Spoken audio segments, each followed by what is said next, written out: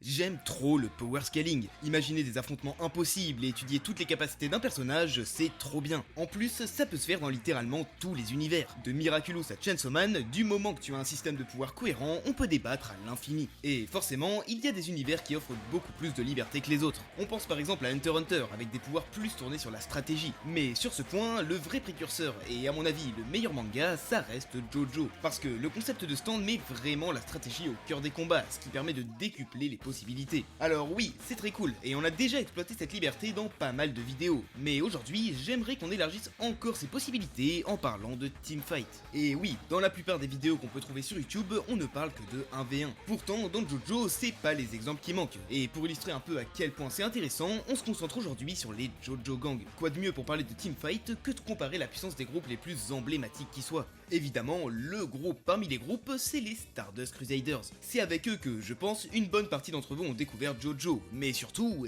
c'est déjà un groupe sacrément cheaté. Dedans, on trouve quand même Jotaro, qui possède clairement un des meilleurs stands du manga, qui, en plus d'être sacrément dangereux, est accompagné par 5 manieurs eux aussi ultra forts. Parce que oui, on a tendance à regarder surtout Jotaro qui annihile tout le monde avec ses stats physiques monstrueuses, mais Avdul, Kakyoin, Polnareff ou même Iggy sont eux aussi sacrément solides. En fait, mis à part Joseph, tous les alliés de Jotaro possèdent parmi les meilleurs stands du manga. Du coup, ça fait que ce groupe est ultra complet, capable de frapper fort, vite et à distance, en plus d'avoir à disposition un stop time réellement décisif. Au point que, franchement, je ne vois pas un seul JoJo Gang qui pourrait les affronter en totale sérénité. On peut prendre pour exemple le Buchi Gang, qui est lui aussi très emblématique pour son efficacité. Et là, si on retire GER de l'équation pour éviter un no-match total, c'est plutôt compliqué. Déjà, Abakyo ne sert littéralement à rien dans ce genre d'affrontement. Et en fait, étant donné que les stands des Stardust Crusaders sont ou très résistants ou capables de parer des balles, ça rend l'utilisation de Aerosmith et Sex Pistols très compliquée aussi. Au final, seuls Fugo, Bucciarati et Giorno peuvent agir, et là, effectivement, ça se tape un peu. Parce que, entre Bucciarati, qui, comme on l'a vu dans la partie 5, peut gérer quelques instants un ennemi temporel, Giorno, qui a une latitude tactique assez dingue, et Fugo qui peut one-shot n'importe qui, le stop time de Jotaro ne suffit pas à plier le combat. Maintenant, il faut quand même admettre qu'une victoire du Buchi Gang semble assez complexe. Leur infériorité numérique est vraiment un trop gros point faible, et ça laisse trop d'opportunités aux Stardust Crusaders qui auraient largement de quoi occuper un à un les membres du Buchi Gang le temps que Jotaro puisse les one-shot avec des stop time bien placés. Mais bon, tout ça c'est que des suppositions, et on n'a pas vraiment de moyen d'être sûr à 100%. Le mieux, ça serait de pouvoir les voir s'affronter directement. Et en France, on ne pouvait pas vraiment jusqu'à aujourd'hui. En effet, chez nous, on a été complètement snobé par les jeux mobiles JoJo depuis des années. Mais tout ça change maintenant grâce à JoJo's Bizarre Adventure Golden Spirit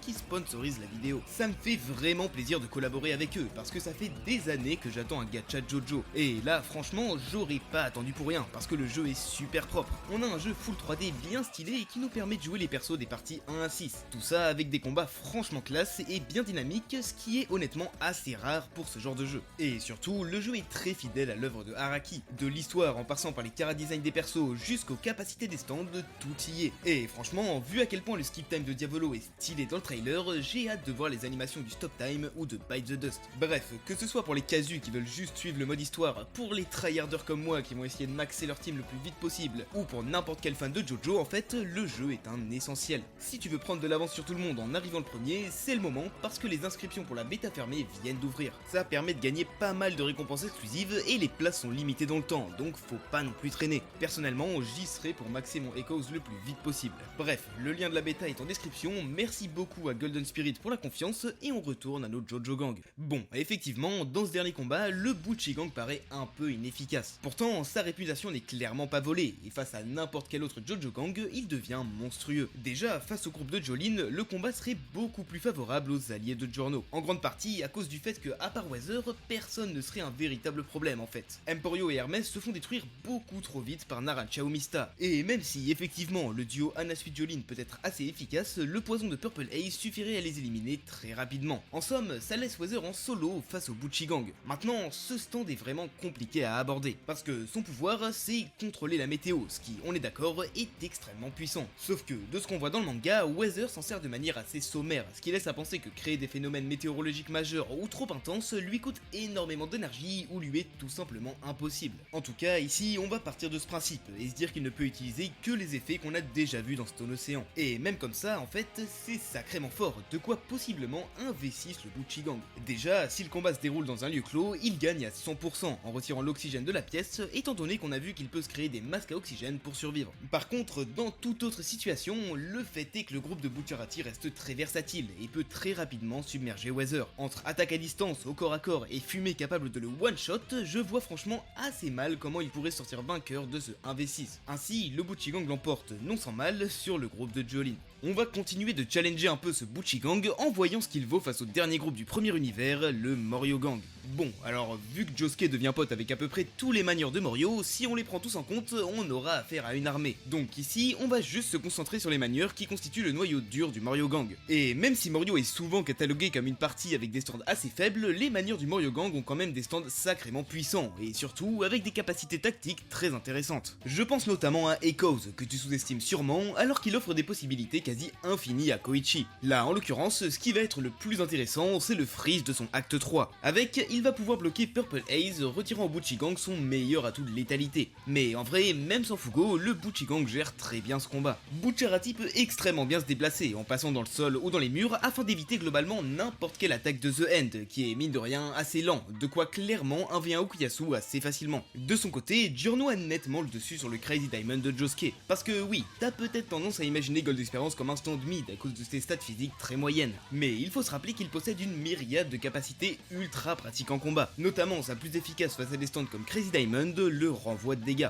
Et oui, malgré sa vitesse incroyable, ce dernier n'a finalement aucun moyen de passer outre une barrière de plantes créée par Giorno. De la même manière, Narantia et Mista peuvent éliminer facilement Rohan, qui n'a pas vraiment de défense face à des balles. Ça paraît plutôt bien parti pour le Buchigang, mais comme contre les Stardust Crusaders, ici le vrai problème c'est Jotaro. Encore une fois, même si tous les membres du Moriogang sont en train de perdre leur 1v1, un seul stop time bien placé permet d'éliminer un adversaire. C'est un atout beaucoup trop puissant qui, dans cet affrontement, suffit assez clairement à faire pencher la balance en faveur du Moriogang. Donc, malgré le niveau assez fou du Buchigang, il n'est qu'avant-dernier parmi les Jojogang du premier univers, ce qui montre le niveau assez monstrueux de ces groupes. Mais donc, entre Stardust Crusaders et Moriogang, qui domine vraiment ce premier univers? Bon, déjà, il y a un léger problème de duplication. Ouais, Jotaro est dans les deux groupes. Donc bon, on va se dire qu'un Jotaro en annule un autre et regarder ces deux groupes sans se soucier de ce dernier. Ainsi, on a deux compositions de manière plutôt similaires, avec une majorité de stands corps à corps qui tapent fort et amènent chacun leurs petites possibilités tactiques. La vraie différence ici va donc se trouver dans la synergie qu'ont les stands entre eux. Parce qu'en effet, deux stands qui se battent côte à côte peuvent simplement additionner leur puissance, c'est ce qui se passe la plupart du temps. Mais si ces stands ont des capacités qui se complètent, ont une vraie synergie, alors leurs puissances peuvent se multiplier. Et en vrai, c'est ça qui est le plus intéressant dans les teamfights. Jusqu'ici, on ne l'a pas vraiment vu, parce que même si le duo Anna-Sweet-Jolin est pas mal, leur association ne démultiplie pas non plus leur puissance de manière incroyable. C'est véritablement dans le Moriogang qu'on voit le premier phénomène du style avec Koichi. En effet, face à des stands courte portée, Acte 3 est très puissant car il peut bloquer son ennemi sur place. C'est déjà très fort tout seul, mais ce qui empêche ce stand de pouvoir one-shot n'importe qui, c'est que quand il fait ça, il n'a plus la force nécessaire pour achever son ennemi. Sauf que là, il n'est pas tout seul, et couplé à Okuyashu qui peut one-shot n'importe qui en un seul coup, ça devient juste trop puissant. Avec ça, Okuyasu et Koichi peuvent tout simplement one-shot Polnareff et Avdul sans qu'ils ne puissent rien faire. À côté, les Stardust Crusaders ont quelques possibilités tactiques apportées par Iggy ou Kakyoin, mais clairement rien de comparable. Ainsi, Kakyoin et Iggy seraient seuls face à tout le Moriogang, et bien qu'ils soient très puissants, je doute qu'ils puissent éliminer Okuyasu, Josuke et Rohan tout en résistant à des assauts de Acte 2. Donc les Stardust Crusaders ne peuvent rien faire pour contrer ce combo dévastateur, ce qui fait du Moriogang le meilleur Jojogang du premier